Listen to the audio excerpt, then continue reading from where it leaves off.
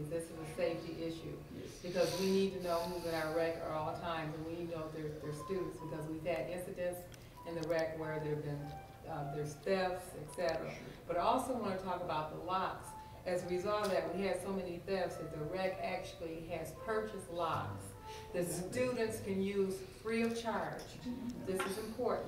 And all you need to do is take your ID, your Rocket card, or your license, you show it, they'll give you a lock, they take your ID card, you bring the lock back, you get your ID card, because we want to encourage students to use locks. Is there a fee? There's no fee, no fee whatsoever. This has been at least a year. This is in response to try to cut down on the theft. But again, it's a safety issue. We want to know who's in our rec center. I could accept that. Thank you. It was a good talking to you. It's like a Bible study. So. Okay, thank you for stopping. You're We welcome. appreciate You guys it. have a good Yeah. day. But I'm glad, Chad, that these are issues, and this is the reason for these forums, because we want to get the facts out there. So when you hear people, other students talk about it, make sure that they understand, what's available to them. And if a particular student has a problem, I encourage them to go to the rec center staff, because they're very student-centered. We send over 1,000 students through the rec a day. Students and members through the rec a day. It's a very popular facility. We've expanded the hours to later in the evening as a retention related initiative, and just to have the students have a safe environment, to be healthy in. But it's important to know what the real facts are and to try to share them, because we're here for students, and we want the student experience to be a good experience. We want them to be safe too. Thank you. Now, David, do you oversee transportation as well? No. Okay. Well, I was just curious. I mean, my car has kind of been terminated recently, so I've been running the bus system for the last week and a half. And I was wondering if anybody knew anything about the new routes. I think the gold loop was recently changed. Quite honestly, when I was on it, every time I've been on it, there's been few students on the buses. The routes have been, well, when I got last evening, it was a blue loop bus. Got halfway to my destination, and then it turned into a gold loop bus, which means it comes all the way back. So I came back. So you have to get off the bus, or does the bus just decide it's going to go now? Well, yeah, I was stubborn. I was like, well, I'm going to see where this goes. So it took me back to my original location. Of course, one loop takes 45 minutes pretty much. So it took me 45 minutes to get nowhere, and then eventually going up. And I didn't know if there's been any surveys, evaluations of the new system. I mean, I live at Kenwood, and I know the transportation to Kenwood's very limited. I didn't know if there's some way we could keep track of how many students are, because they don't even swipe cards anymore, so I know there's virtually no way of keeping track of the number of students on these routes, but I'm pretty sure that some of them are underutilized, and then other ones are in need of more routes. I didn't know if there's any way of assessing that. Doing like a survey, just seeing checking the traffic. Checking the traffic, yeah. I do know when I first came to UT about 4 years ago, this was a big deal, because that's when they actually had a board eliminated some of the service. And I do know that it was based on ridership. Let me say though, that with the whole parking issue, and right now we really are pushing students to park in outlying areas. Yes, so that's why we created the Gold Loop. Let me also say, as part of the general fee process, students allocated dollars to buy additional buses, and provide the drivers and the other equipment and stuff necessary. So hopefully next semester we'll see improved service.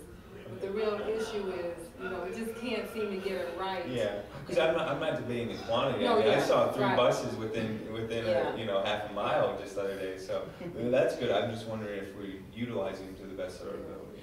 Let me raise that issue with transit services and Steve Wise, because I agree with you that we need to probably every 6 months be assessing the ridership to make sure that we have the right balance. Yeah. Did you And of course, this is coming from biased opinion. I mean, I live at Kenwood. Next year I'll be down at the House Science campus. So next year I want you to do a lot of buses down there, but my needs change. No, but we could just send you out to ride. Yeah, if you could give me a bus, maybe. I don't know. Maybe we let you drive one Yeah, day. yeah. You're really in control. Give 'em a key. Yeah. Well, I must admit, the bus driver admitted at the beginning of the trip, but honestly, I had no idea what that meant. Switching from blue to gold, I don't know what that means, but I do now. That's good. So, it's a learning That's the hard experience. way. Yeah. So, Chaz, did you have anything else? No, that's all. Everything's going great. You're doing a great job, Dr. Wallace. You are doing wonderful.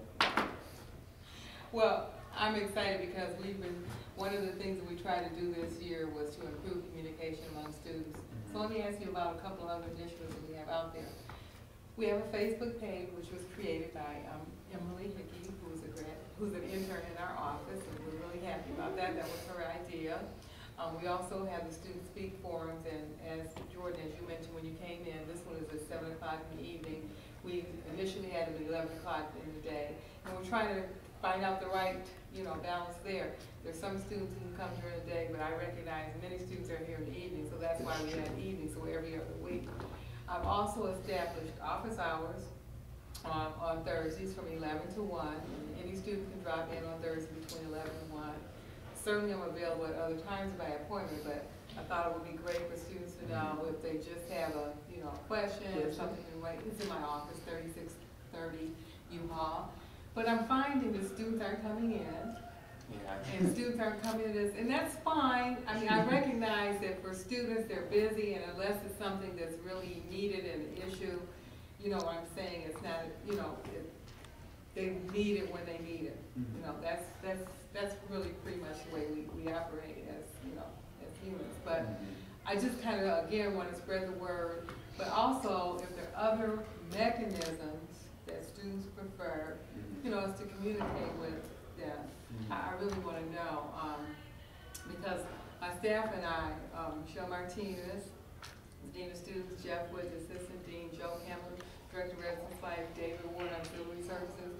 I mean, we really spend a lot of time wanting to know how we can meet students' needs. And so I'm saying this to say, if you have ideas, or you talk to other students who have ideas, we're more than willing to change what we do.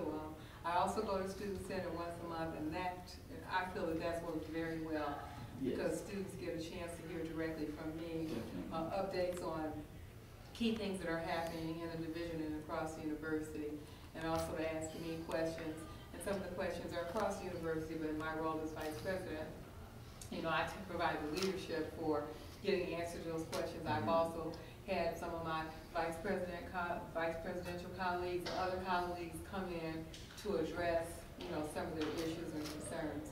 So I think it is giving students an opportunity to have face-to-face interaction with some of the other administrators across campus. I think that my sense is that that's worked well. It is. I had one more thing, and I don't know how much it would be for this conversation, but I see that I heard there's a recent allocation for $150,000 of the general fee to the rec center for improvements and whatnot. I was wondering I heard it from a student trustee, so I don't know if that's real or not, but I was just wondering if there's any student input on that.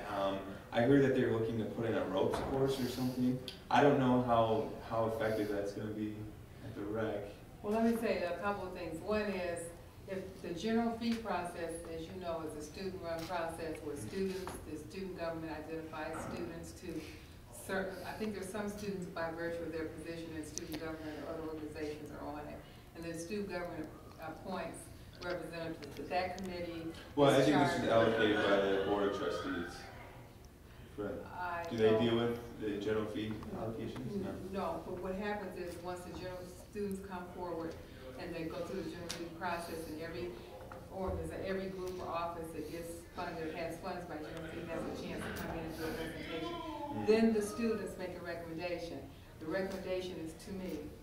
Okay. And then I look at the recommendation and I either accept it fully, make modifications, whatever, and then I pass it on to the president and Dr. Scarborough, our CFO. Well, the recommendations that came through, I made those changes in the recommendations. I supported them as students made the recommendation and passed them on. Now, in answer to your question, I honestly can't remember